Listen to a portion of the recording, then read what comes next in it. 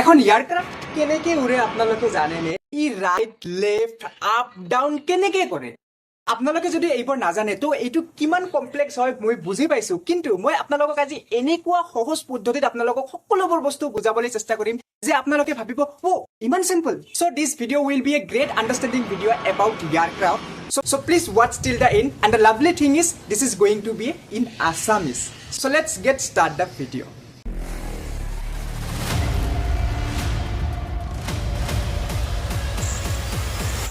So বলক প্ৰথমতে আমি জানি লওঁ এখন এৰোপ্লেনৰ মূল অংশবোৰ কি কি। তো ইয়াতে আপোনালোকে দেখা পাইছে এইটো হ'ল নোজ। আমাৰ এৰোপ্লেন এখনৰ যি আগৰ যিখন অংশ আছে সেইখনক নোজ বুলি কোৱা হয়, য'ত আমাৰ ককপিট থাকে আৰু এয়াৰক্ৰাফ্ট কণ্ট্ৰল কৰাৰ কাৰণে যি বস্তু যি ইনষ্ট্ৰুমেণ্ট গোটেইখিনিয়ে এই নোজৰ ভিতৰত থাকে। আৰু আপোনালোকে ডাঙৰ ডাঙৰ দুখন উইংছ দেখা পাইছে, এই দুখনে হ'ল আমাৰ এয়াৰক্ৰাফ্টৰ উইংছ আৰু তাৰ তলত লগোৱা থাকে ইঞ্জিন। এই ইঞ্জিনবোৰ কিছুমান এৰোপ্লেনত দুটা থাকে, কিছুমানত চাৰিটা থাকে। আৰু এটা কথা জানাই নিশ্চয় যে উইংছৰ ভিতৰতে আমাৰ ইয়াতে ফিউল টেংক থাকে। এই যি অংশটো আছে এই গোটেই অংশটোক ফেজেলাছ বুলি কোৱা হয়, এণ্ড যিটো টেইল আছে সেই টেইলখনক এম্পেনাজ বুলি কোৱা হয়। এইখিনি হ'ল মেইন পাৰ্টছ এখন এয়াৰক্ৰাফ্টৰ। নেক্সট আমি চাওঁ এখন এয়াৰক্ৰাফ্ট ৰান কৰে কেনেকৈ। আমিতো জানিমেই যে এখন এয়াৰক্ৰাফ্ট উৰে কেনেকৈ। উৰাৰ আগতে আমাৰ এয়াৰক্ৰাফ্ট এখন প্ৰথমতে ৰানৱেত আপোনালোকে দেখা পায় গৈ থাকে, মুভ হয়। প্ৰথমতে আপোনালোকৰ এইটো জানিব লাগিব এয়াৰক্ৰাফ্টখন মুভ কেনেকৈ হয়, আৰু তাৰ পিছতহে আহিব এয়াৰক্ৰাফ্ট এখন বা এৰোপ্লেন এখন উৰে কেনেকৈ। আৰু এইটো জনাৰ কাৰণে আপোনালোকৰ জানিব লাগিব ইঞ্জিনৰ বিষয়ে। চাওক, এইটো হৈছে আমাৰ এয়াৰক্ৰাফ্টৰ এটা ইঞ্জিন। তো ইয়াতে এয়াৰক্ৰাফ্টৰ ইঞ্জিন এটাৰ মূল কাম হ'ল আমাৰ যি বতাহ থাকে সেই বতাহবোৰক অধিক ফ'ৰ্চত পিছলৈ ঠেলি দিয়া। ইয়াতে দেখা পাইছে আগৰ পৰা বতাহ আহি আছে, সেই বতাহখিনিক প্ৰচেছ কৰি অধিক ফ'ৰ্চত পিছলৈ ঠেলি দিয়াই হ'ল এটা ইঞ্জিনৰ মূল কাম। আৰু আপোনালোকে গমেই পায় পিছলৈ যদি কিবা এটা বস্তু ঠেলি দিয়ে আগফালে সেইফালে গতি কৰিব। তো এনেকৈ আমাৰ ইঞ্জিন এটাই বতাহবোৰ হাই প্ৰেছাৰত পিছলৈ ঠেলি দিয়ে আৰু আমাৰ এয়াৰক্ৰাফ্টখন আগলৈ যাব ধৰে। তো এইখিনি হ'ল এয়াৰক্ৰাফ্ট এখন মুভ কেনেকৈ হয়। তো এতিয়া আহক আমি জানো যে আমাৰ এয়াৰক্ৰাফ্ট এখন উৰে কেনেকৈ। তো এয়াৰক্ৰাফ্ট এখন কেনেকৈ উৰে, ইয়াৰ পিছত মূল যিটো পাৰ্ট আছে সেইটো হ'ল এয়াৰক্ৰাফ্টৰ উইংছ। এই উইংছে এয়াৰক্ৰাফ্ট এখনক উৰাত সহায় কৰে। এখন এয়াৰক্ৰাফ্টৰ যদি আমি উইংছবোৰ চাব পাৰোঁ, এইটো চাওক আপোনালোকে দেখা পাইছে ইয়াতে কিছুমান এয়াৰ ফয়েলছ আছে। এই যি কাৰ্ভ টাইপৰ দেখা পাইছে আমাৰ এয়াৰক্ৰাফ্টৰ যিবোৰ উইংছ আছে এইবোৰ চিধা নাথাকে। আপোনালোকে দেখা পাইছে উইংৰ ডায়েগ্ৰামটো এনেকুৱা কিছুমান ইয়াতে এয়াৰ ফয়েল থাকে। এই এয়াৰ ফয়েলৰ দ্বাৰাই আমাৰ ফ্লাইট এখন ওপৰলৈ উৰে। কেনেকৈ উৰে বলক আমি ডিটেইলছত জানি লওঁ। পাইছে এইখন হ'ল এয়াৰ ফয়েলছৰ এটা পাৰ্টছ। এনেকুৱা হয় একচুৱেলি আমাৰ এয়াৰক্ৰাফ্টৰ উইংছবোৰ। তো মই এটা টুকুৰা লৈছোঁ আৰু ইয়াতে দেখা পাইছে আমাৰ যি উইংছবোৰ আছে সেইবোৰ চিধা নাথাকে, কি হয় এটা এংগলত উঠোৱা থাকে। আপোনালোকে দেখা পাইছে এই যি এংগেলত এটা উঠোৱা আছে ন, তো এই এংগেলটোকে কোৱা হয় এংগেল অফ এটাক। ইয়াতে এংগেল অফ এটাকে মেইন ৰোল কৰে। তো কেনেকৈ কৰে, তো যেতিয়া আমাৰ উইংছখন এনেকৈ এটা এংগেল অফ এটাকত থাকে তেতিয়া কি হয়, যেতিয়া ই আগলৈ যাব ধৰিব, চাওক আপোনালোকে দেখা পাইছে যেতিয়া ই আগলৈ এনেকৈ যাব ধৰিব তো আমাৰ যি এয়াৰ মলিকুলছবোৰ আছে, আমাৰ যি বতাহবোৰ আছে ধাৰ ধাৰ কৰি ইয়াতে লাগিব আৰু তললৈ নামি যাব, ইয়াতে লাগিব আৰু তললৈ নামি যাব। এনেকৈ চাওক যিমান স্পীডত যাব সিমান ইয়াতে এয়াৰ মলিকুল ইয়াতে লাগিব আৰু তললৈ নামিব। এইটোৱে যেতিয়া অধিক মাত্ৰাত বহুত অধিক মাত্ৰাত এয়াৰ মলিকুলছে আমাৰ উইংছত লাগে, এনেকৈ লাগি তললৈ নামি যায়, ই ওপৰলৈ ঠেলে আৰু যাৰ ফলত আমাৰ যি এয়াৰক্ৰাফ্টখন আছে, যি আমাৰ এৰোপ্লেনখন আছে ই ওপৰলৈ উঠিবলৈ আৰম্ভ কৰে। চ' আপোনালোকে গমেই পাইছে নিউটনৰ তৃতীয় সূত্ৰ মতে every action has equal and opposite reaction.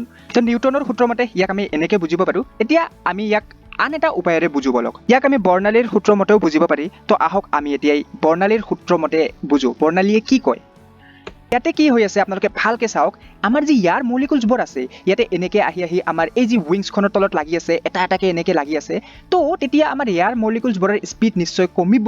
আৰু ওপৰত কি হৈ আছে আপোনালোকে চাওক, এনেকৈ আহিছে ইয়াতে দুই এটা লাগিছে আৰু বাকীখিনি যি আছে ওপৰলৈ গৈ আছে। তাৰমানে কি ইয়াতে স্পীড বেছি হৈ আছে আমাৰ এয়াৰ মলিকুলছবোৰৰ। তো ইয়াতে আমাৰ বৰ্ণালীছৰ সূত্ৰ কি কয়, য'ত আমাৰ স্পীড কম তাতে প্ৰেছাৰ বেছি আৰু য'ত স্পীড বেছি তাতে প্ৰেছাৰ কম।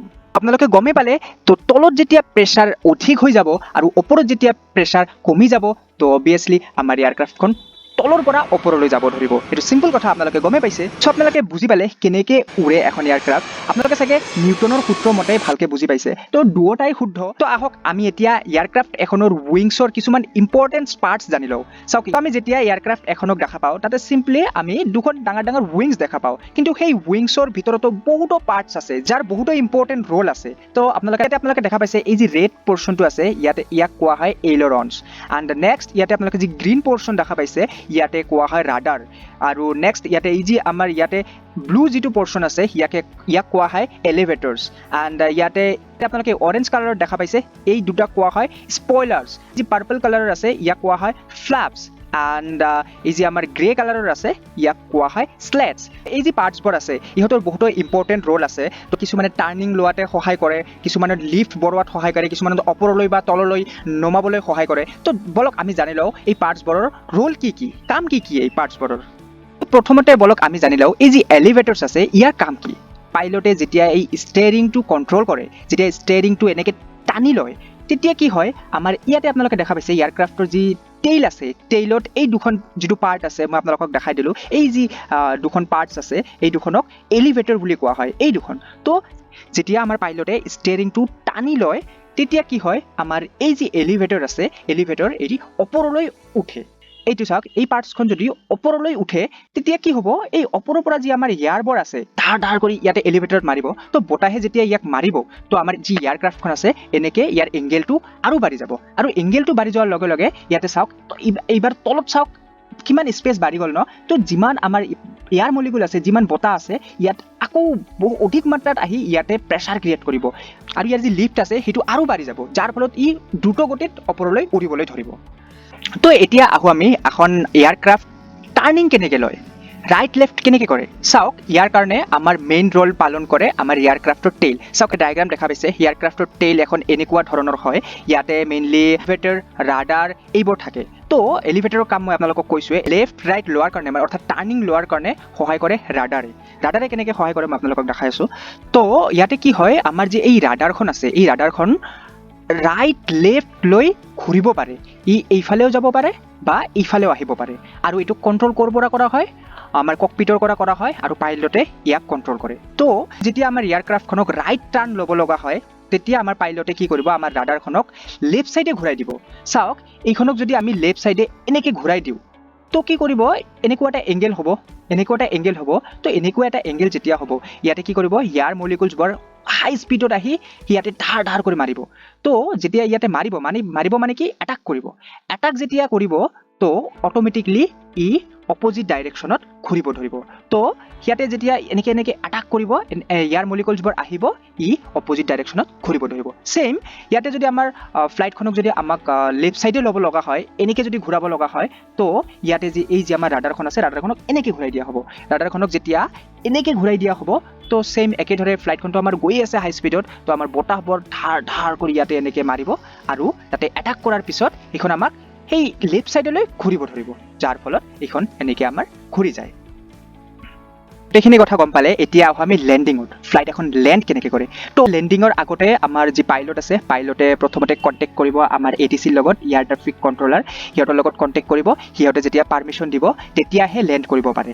তো ইয়াতে লেণ্ড কৰাৰ কাৰণে কি কৰিব, প্ৰথমতে আমাৰ পাইলটক কি কৰিব, ইঞ্জিনৰ যিটো গতি আছে সি কমাব ধৰিব। ডাইৰেক্ট বন্ধ কৰি নিদিয়ে, ডাইৰেক্ট বন্ধ কৰি দিলেতো আমাৰ ফ্লাইটখন ডাইৰেক্ট পৰি যাব। তো ইয়াতে ইঞ্জিনৰ যি স্পীড আছে স্পীডটো কমাব। যেতিয়া লাহে লাহে স্পীডটো কম হ'ব ধৰিব, আমাৰ যি এয়াৰ মলিকুলছ আছিলে যি প্ৰথমতে বহুত মাত্ৰাতে ইয়াতে আহি আমাৰ যি উইংছ আছে উইংছখনত লাগি আছিলে, তো এইটো ক্ষেত্ৰত কি হ'ব, লাহে লাহে যেতিয়া স্পীড কমিব ধৰিব আমাৰ বতাহ লাহে লাহে কম প্ৰেছাৰত কম মাত্ৰাত আহি আমাৰ উইংছত লাগিব ধৰিব। তো যেতিয়া কম প্ৰেছাৰত কম মাত্ৰাত লাহে লাহে উইংছত লাগিব ধৰিব তো ফ্লাইটখন আমাৰ লাহে লাহে তললৈ নামিব ধৰিব।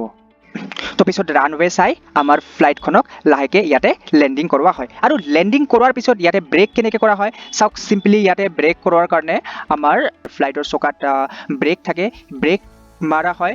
আৰু ব্ৰেক মাৰাৰ লগতে মই আপোনালোকক এটা উইংছৰ পাৰ্টছৰ লগত ইন্ট্ৰডিউচ কৰি দিছিলোঁ, স্পইলাৰ। তো স্পইলাৰ ইয়াতে উইংছত স্পইলাৰ কিছুমান থাকে। আৰু স্পইল মানে আপোনালোকে গম পাইছে কিবা এটা বস্তু বেয়া কৰা, তো ইয়াতে আমাৰ যেতিয়া ফ্লাইটখন ৰানৱেত গতি কৰি থাকে মানে ফ্লাইটখন যেতিয়া লেণ্ডিং কৰাৰ সময়ত যেতিয়া ই গতি কৰি থাকে তেতিয়া কি কৰা হয় এই যি স্পইলাৰবোৰ আছে এইবোৰক এক্টিভ কৰি দিয়া হয় আৰু এক্টিভ কৰি দিয়া মানে ইয়াতে এইবোৰক ওপৰলৈ উঠাই দিয়া হয় আপোনালোকে দেখা পাইছে এইবোৰ ওপৰলৈ উঠি আছে তো যেতিয়া এইবোৰ ওপৰলৈ উঠি আছে ইয়াতে বতাহ আহি এনেকে মাৰিব তো যেতিয়া বতাহ ইয়াতে এনেকে মাৰিব তো এতিয়া ৰেজিষ্টেন্স ইয়াতে এটা ৰেজিষ্টেন্স ক্ৰিয়েট কৰিব যাৰ ফলত আমাৰ ফ্লাইটখনৰ গতি কিছু পৰিমাণে কমিব ধৰিব আৰু তো চকাত ব্ৰেক আছে মই ক'লোৱে তেনেকে আমাৰ ফ্লাইট এখন ৰখি যায় এইখিনি আছিলে আজিৰ এই ভিডিঅ'টোৰ কাৰণে এই এয়াৰক্ৰাফ্টৰ ভিডিঅ'টো আপোনালোকে কেনেকুৱা পাইছে মোক কমেণ্ট কৰি জনাব আৰু যদি ভাল পাইছে আৰু এনেকুৱা ধৰণৰ ভিডিঅ' যদি আপোনালোকে চাই থাকিব বিচাৰে তেনেহ'লে মোৰ এই চেনেলটো ছাবস্ক্ৰাইব কৰিবলৈ নাপাহৰিব তে আজিলৈ ইমানে টাটা বাই বাই